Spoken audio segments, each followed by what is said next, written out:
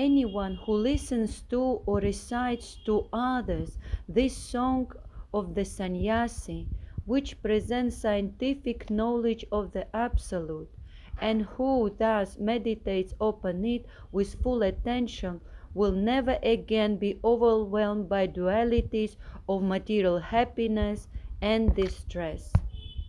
And now chapter 23, the Song of the Avanti Brahmin.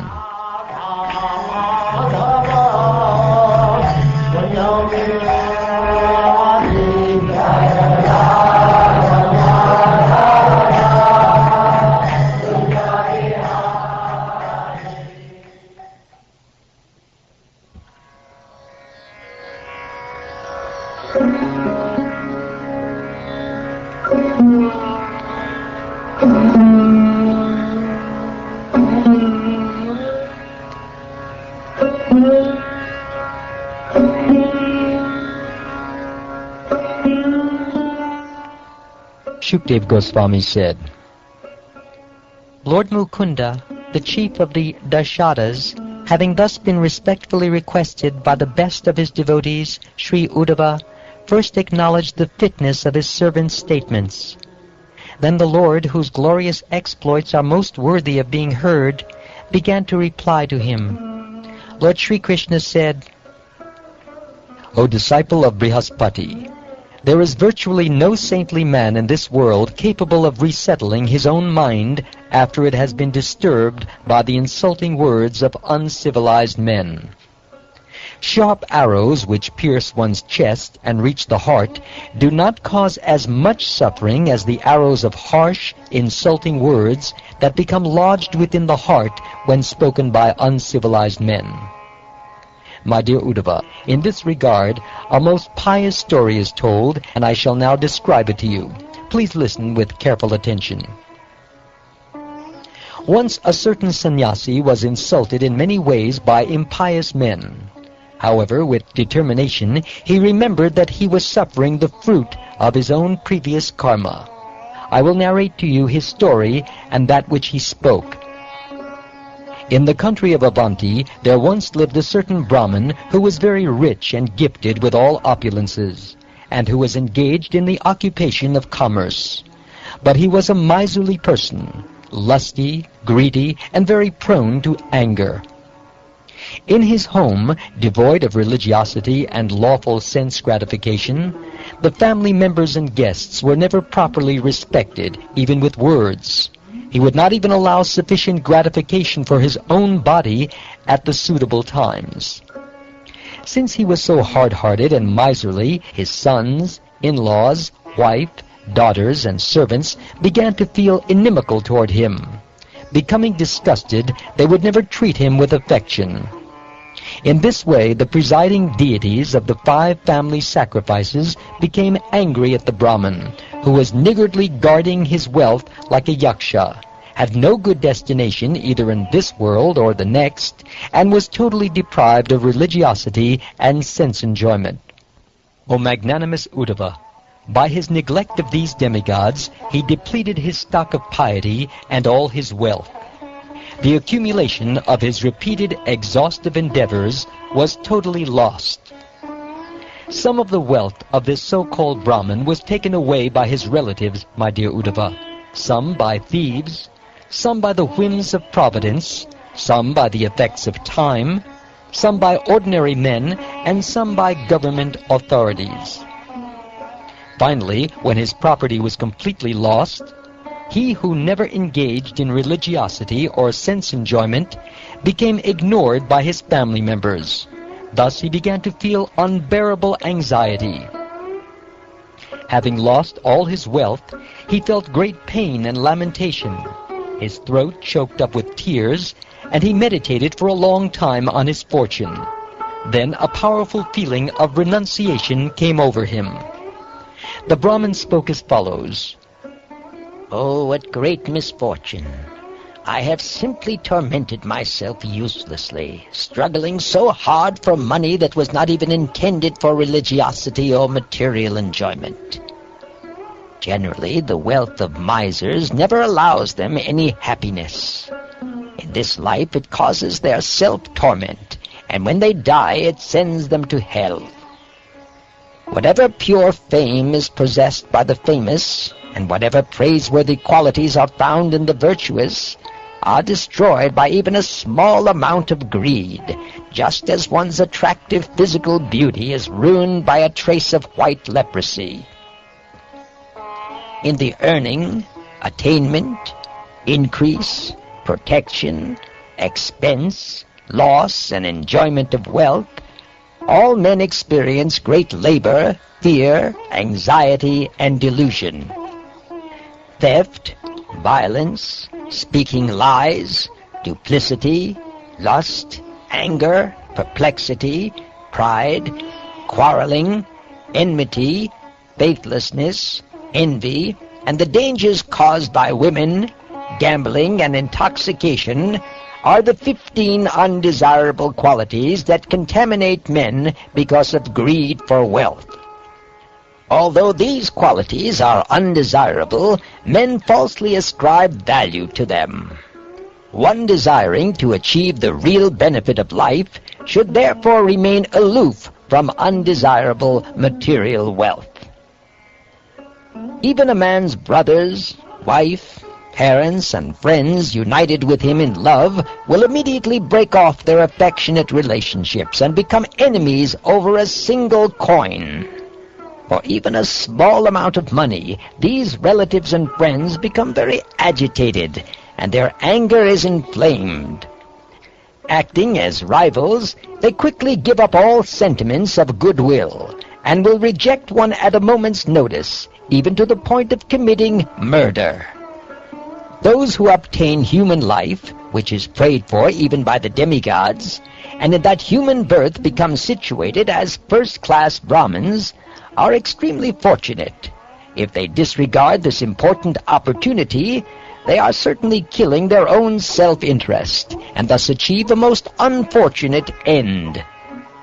What mortal man, having achieved this human life, which is the very gateway to both heaven and liberation, would willingly become attached to that abode of worthlessness, material property?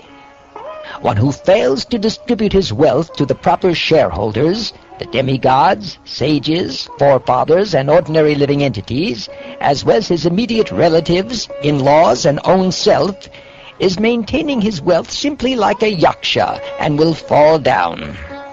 Discriminating persons are able to utilize their money, youth, and strength to achieve perfection. But I have feverishly squandered these in the useless endeavor for further wealth. Now that I am an old man, what can I achieve? Why must an intelligent man suffer by his constant vain efforts to get wealth? Indeed, this whole world is most bewildered by someone's illusory potency. For one who is in the grips of death, what is the use of wealth or those who offer it? Sense gratification or those who offer it, or for that matter, any type of fruitive activity which simply causes one to again take birth in the material world. The Supreme Personality of Godhead, Lord Hari, who contains within himself all the demigods, must be satisfied with me. Indeed, he has brought me to this suffering condition and forced me to experience detachment, which is the boat to carry me over this ocean of material life. If there is any time remaining in my life, I will perform austerities and force my body to subsist on the bare necessities. Without further confusion, I shall pursue that which constitutes my entire self-interest in life, and I shall remain satisfied within the self. Thus may the presiding demigods of these three worlds kindly show their mercy upon me. Indeed, Maharaj Kadvanga was able to achieve the spiritual world in a single moment.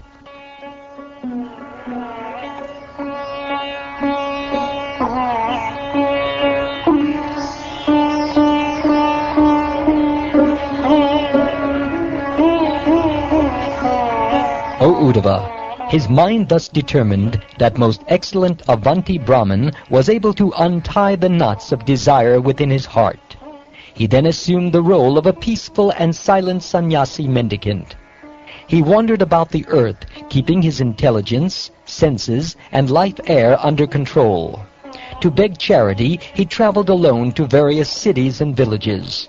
He did not advertise his advanced spiritual position, and thus was not recognized by others.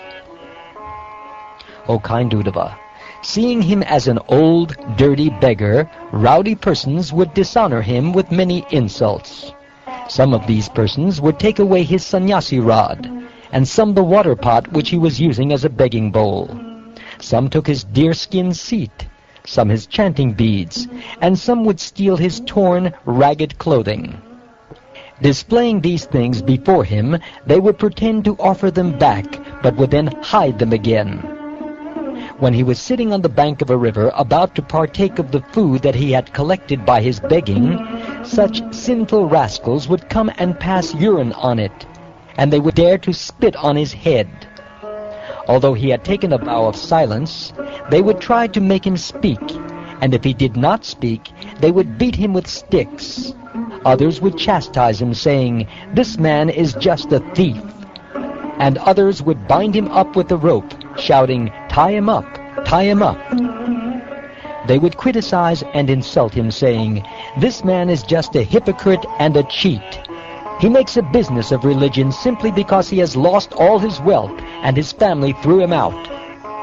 Some would ridicule him by saying, "Just see this greatly powerful sage. He is as steadfast as the Himalaya mountains. By practice of silence, he strives for his goal with great determination, just like a duck." Other persons would pass foul air upon him, and sometimes others would bind this twice-born Brahmin in chains and keep him captive like a pet animal. The Brahmin understood that all his suffering from other living beings, from the higher forces of nature, and from his own body was unavoidable, being allotted to him by Providence. Even while being insulted by these low-class men who were trying to effect his downfall, he remained steady in his spiritual duties. Fixing his resolution in the mode of goodness, he began to chant the following song. The Brahmin said, "These people are not the cause of my happiness and distress. Neither are the demigods, my own body, the planets, my past work or time. Rather, it is the mind alone that causes happiness and distress, and perpetuates the rotation of material life. The powerful mind actuates the functions of the material modes, from which evolve the different kinds of material activities in the modes of goodness, ignorance, and passion. From the activities in each of these modes develop the corresponding statuses of life. Although present along with the struggling mind within the material body, the supersoul is not endeavoring because he is already endowed with transcendental enlightenment. Acting as my friend, he simply witnesses from his transcendental position. I, the infinitesimal spirit soul, on the other hand, have embraced this mind, which is the mirror reflecting the image of the material world. Thus I have become engaged in enjoying objects of desire, and am entangled due to contact with the modes of nature. Charity, prescribed duties, observance of major and minor regulative principles, hearing from Scripture, pious works, and purifying vows all have as their final aim the subduing of the mind. Indeed, concentration of the mind on the Supreme is the highest yoga. If one's mind is perfectly fixed and pacified, then tell me what need does one have to perform ritualistic charity and other pious rituals? And if one's mind remains uncontrolled, lost in ignorance, then of what use are these engagements for him? All the senses have been under the control of the mind since time immemorial, and the mind himself never comes under the sway of any other. He is stronger than the strongest, and his godlike power is fearsome. Therefore, anyone who can bring the mind under control becomes the master of all the senses. Failing to conquer this irrepressible enemy, the mind, whose urges are intolerable, and who torments the heart, Many people are completely bewildered and create useless quarrel with others. Thus they conclude that other people are either their friends, their enemies, or parties indifferent to them. Persons who identify with this body, which is simply the product of the material mind, are blinded in their intelligence, thinking in terms of I and mine. Because of their illusion of this is I, but that is someone else, they wander in endless darkness. If you say that these people are the cause of my happiness and distress, then where is the place of the soul in such a conception? This happiness and distress pertain not to the soul, but to the interactions of material bodies. If someone bites his tongue with his own teeth, at whom can he become angry in his suffering?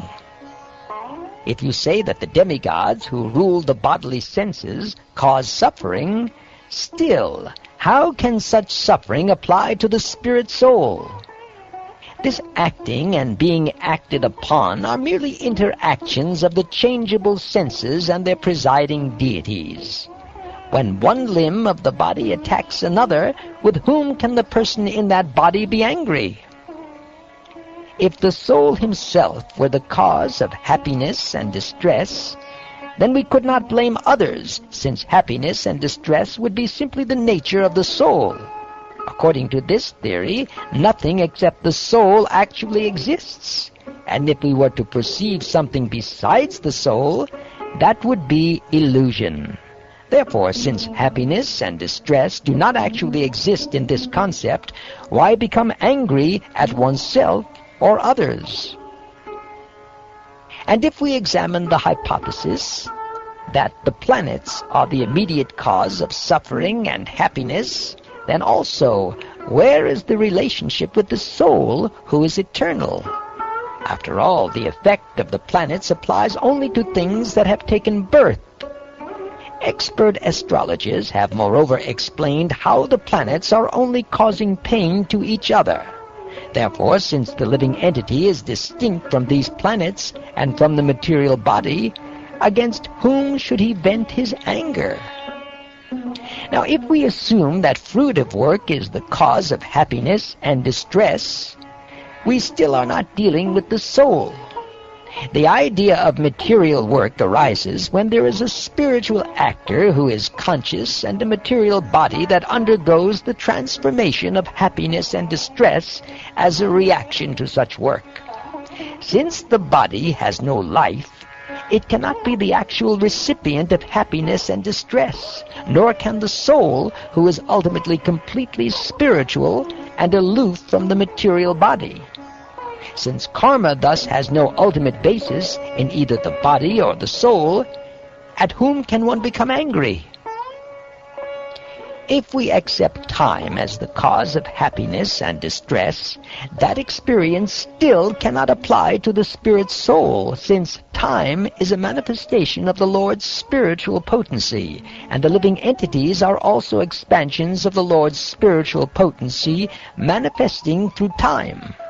Certainly a fire does not burn its own flames or sparks, nor does the cold harm its own snowflakes or hail. In fact, the spirit soul is transcendental and beyond the experience of material happiness and distress. At whom, therefore, should one become angry? The false ego gives shape to illusory material existence, and thus experiences material happiness and distress. The spirit soul, however, is transcendental to material nature. He can never actually be affected by material happiness and distress in any place, under any circumstance, or by the agency of any person. A person who understands this has nothing whatsoever to fear from the material creation. He thinks, I shall cross over the insurmountable ocean of nescience by being firmly fixed in the service of the lotus feet of Krishna. This was approved by the previous acharyas, who were fixed in firm devotion to the Lord, Paramatma, the Supreme Personality of Godhead.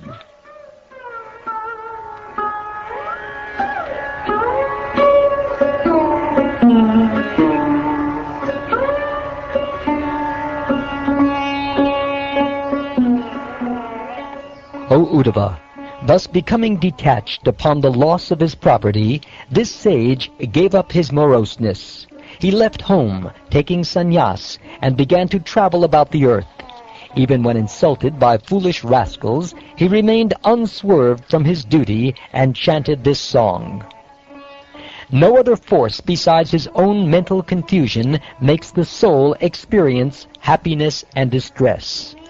His perception of friends, neutral parties, and enemies, and the whole material life he builds around this perception are simply created out of ignorance. My dear Uddhava, fixing your intelligence in me, you should thus completely control the mind. This is the essence of the science of yoga. Anyone who listens to or recites to others this song of the sannyasi, which presents scientific knowledge of the Absolute, and who thus meditates upon it with full attention, will never again be overwhelmed by the dualities of material happiness and distress.